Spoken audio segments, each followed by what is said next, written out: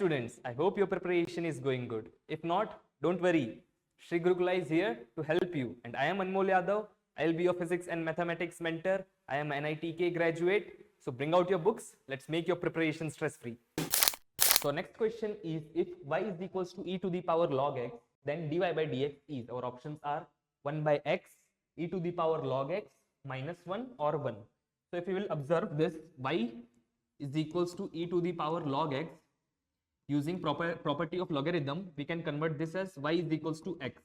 If the base here, for if there is nothing written in the base of log, means it is e, and if these two are equal, if here it is also e and here is also e, then we can write it directly like x. For example, if we have a to the power log a of any number b, then this will be equals to b, correct? So we are using this property of logarithm here. So y is equals to x. Now we are supposed to find dy by dx.